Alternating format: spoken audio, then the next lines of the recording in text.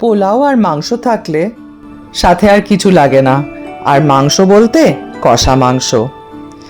কষা মাংস বানানোর জন্য সবচেয়ে জরুরি হচ্ছে কি ধরনের মাংসটা নিলে। রেওয়াজি মাটন হলে খুব ভালো কষা মাংস হয়, কচি পাঠা দিয়ে কিন্তু কষা মাংস ভালো হবে না। মাংস ম্যারিনেট করবে বেশ খানিকটা দই দিয়ে, টক দই, তারপরে বেশ খানিকটা কাশ্মীরি লঙ্কার গুঁড়ো, একটু গরম মশলা, হলুদ কিন্তু দিতে হবে না, রসুন বাটা বেশি করে, মানে 1.5 চামচ রসুন বাটা নিলে 1 চামচ মতো আদা বাটা, তারপরে সর্ষের তেল, 2-3 চামচ সর্ষের তেল দিয়ে মাংসটাকে খুব ভালো করে মেখে নিয়ে 8 থেকে 10 ঘন্টা ম্যারিনেট করে রাখবে।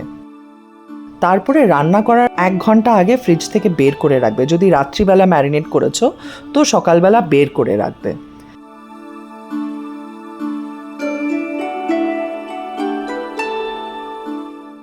তারপরে একটা কড়াইয়ে অনেকটা সর্ষের তেল নিয়ে তার মধ্যে তেজপাতা, শুকনো লঙ্কা, গোটা গরম মশলা, 1 কেজি মাংস যদি হয় অনেক পেঁয়াজের লম্বা লম্বা করে কুচি করে দিয়ে দেবে।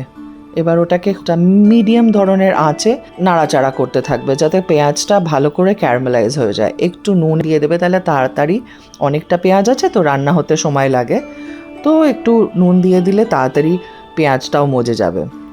এবার ভালো করে নাড়াতে নাড়াতে যখন পেঁয়াজটা খানিকটা গোল্ডেন হয়ে আসবে তখন ওটাতে আগের থেকে খানিকটা পেঁয়াজ ভেজে ওটাকে বেটে রেখে দেবে, সেই বাটা পেঁয়াজটাকে এই সময় দেবে। এই দুটোকে নিয়ে ভালো করে মিশিয়ে নিয়ে তার মধ্যে ম্যারিনেট করা মাংসটা এর মধ্যে দিয়ে দেবে। মাংসটা দেওয়ার সময় একটুখানি ঝেড়ে নিয়ে দেবে যাতে বেশি জলটা না পড়ে। এরপরে ভালো করে একটু কষিয়ে নেবে, আর দরকার পড়লে যদি মনে হয় আর একটু কাশ্মীরি লঙ্কার গুঁড়ো দিয়ে দেবে যাতে লাল লাল হয়। এবার যে ম্যারিনেট করা যে বাসনটা আছে সেটাতে খানিকটা জল দিয়ে ধুয়ে নিয়ে সেই জলটা দিয়ে দেবে মাংসেতে। এবার কিন্তু খালি খুব কম আঁচে ঢাকা দিয়ে রান্না করতে হবে। মাঝে মাঝে ঢাকা খুলবে আর খুন্তি দিয়ে আঁচটাকে বাড়িয়ে নিয়ে খুন্তি দিয়ে নাড়াতে থাকবে, কষানো যেটাকে বলে। এটা অনেক ধৈর্যর ব্যাপার, ধীরে ধীরে ওইটাকে কষাতে হবে।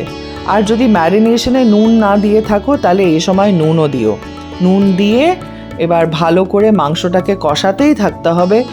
মোটামুটি 3 ঘন্টা মতো লাগে কষা মাংস হতে।